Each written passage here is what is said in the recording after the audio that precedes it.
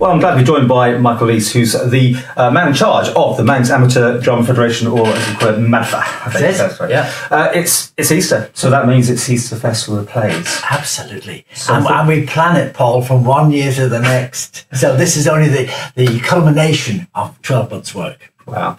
Well, take us through, because you offer a full selection and there's so many different things there. So I think we'll just use this opportunity to go through. I know you've got a slight change on the Tuesday this year, but otherwise let's start on Easter Saturday. Right. So the first thing that we do when we're doing our planning is to appoint an adjudicator. So these are from the Guild of Drama Adjudicators. This year, a new one to the Isle of Man, which is called Jill Colby, and very experienced adjudicator. So we're very much looking forward to her coming. And she comes, and each night she will give a resume of the play, where she thinks it might be improved, or where she might praise it a lot. And then at the end of the week, she will say which play, in her opinion, has been the best performed. Is it a mix of local groups and from across? Yes. The festival initially, when it was started by the old tourist board, and the idea really was to attract visitors. It started off in May, which is an holiday really, and then it went to Easter, and the idea was to attract people, or when they're here, to give them something to do, and that worked very well. And in those days, it was only open teams from across. The only time that a local team would step in was if we had a team pull out on the last minute, and that worked very well.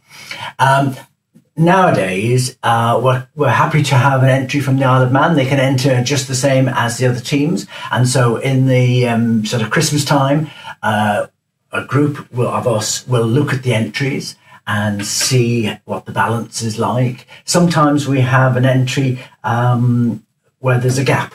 And so this time, a local team did enter on their own merit. And so we took them, and then another gap appeared. So we actually have two local teams.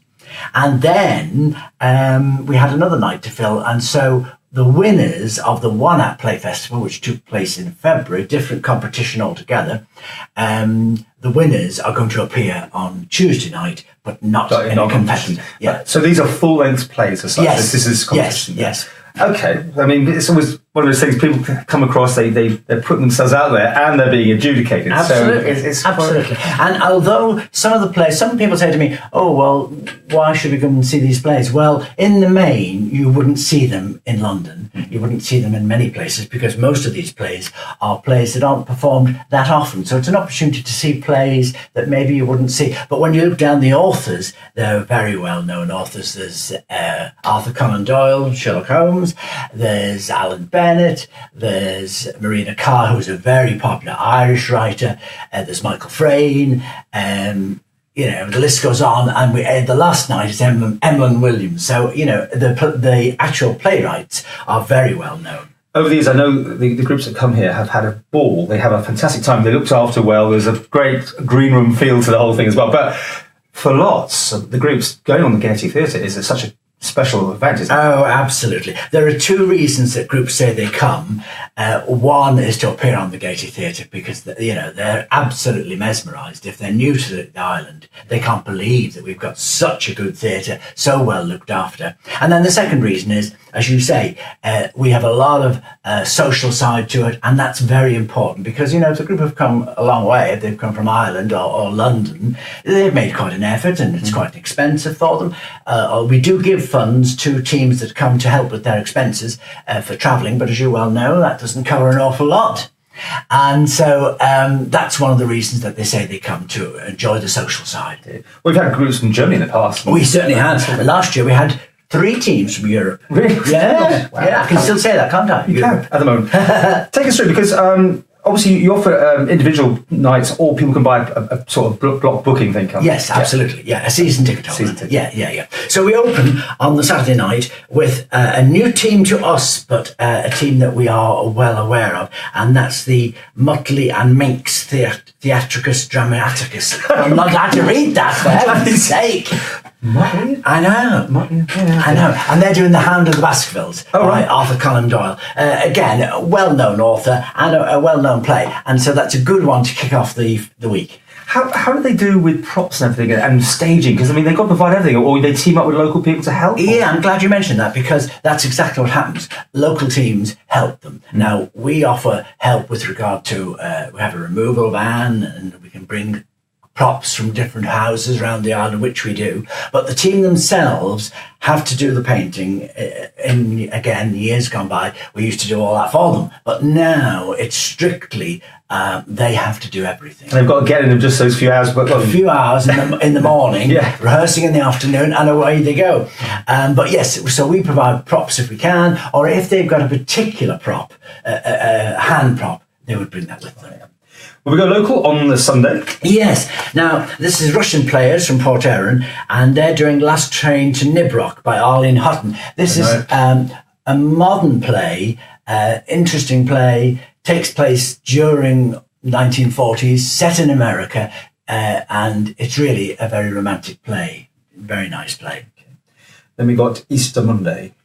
Hog the Limelight, and they're again a team from the south of the island doing A Murder Is Announced by Agatha Christie. And for Easter Monday, that's always a popular play to have on a bank holiday, so we're pleased to have them, and that takes the usual format of the Agatha Christie. Right. Well, as we said, Tuesday's a non-competitive evening. Yes. And then we move to Wednesday. Now then, Wednesday we've got Bijou Productions, and they're from Southend, and their director, John White, who's been coming to the island for 20 years, unfortunately and very sadly, he died in December. So this play is a bit of a sort of memoriam to him, really. The team that he always worked with, they were his team, are coming to remember John. He was a great character. And this play, which is by Michael Frayn, a very well-known author, called Benefactors. Very interesting play, a real thinker, keeps your mind active, this one. So I'm looking forward to that very much. And Bijou Productions are the only team to have won 3 consecutive years the top prize. Wow. So comes with a really good one to see. Yeah. Dublin do a Thursday. Delighted to have Martello Productions from Dublin back again. It's some years since they've been, and we keep asking them, would you come back? Because as the Irish say, the crack is always good. So we always have great fun with them, and the other teams enjoy them because, of course, they usually do an Irish play or a play written by an Irish person, and that therefore helps the mix. And that's exactly what they're doing this time. They're doing a play by Marina Carr, who's an award-winning author, mostly known in Dublin, but very well known. She has had plays on in the West End, and this play is Portia Coughlin, a very interesting play, very moody, which the Irish do so well. So I'm really looking forward to that. And then we finish with the Wellington Theatre Company from Telford in Shropshire. Have they been here before? They have. They've been 2 or 3 times, and they're a nice company. And of course, they're doing that lovely old play, Night Must Fall, by Emlyn Williams. So, it's a good mix of plays. And of course, the Fridays you want to go to if you've been to all the rest, because you then get the result, right? Absolutely. So anyway, there's no. Oh no. They have to do the whole thing and sum it up and hand out the gongs. Yeah, absolutely. And that's a good night. Each night after the plays, we have a green room, as it's called, which is an opportunity for people to socialise, and that's very much open to the public. That's in the Empress Hotel, and teams are there, so you can come along and have a chat. Say, I thought that play was rubbish. Whatever you want to say, just enjoy it. Do you have to be broad-minded? Because sometimes there were some interesting ones you put into here. I mean, the mix. How do you describe there is a little warning risque one? Yeah, Which one? Yes, the Thursday. Oh, that'll be when everyone goes to that, right? Absolutely.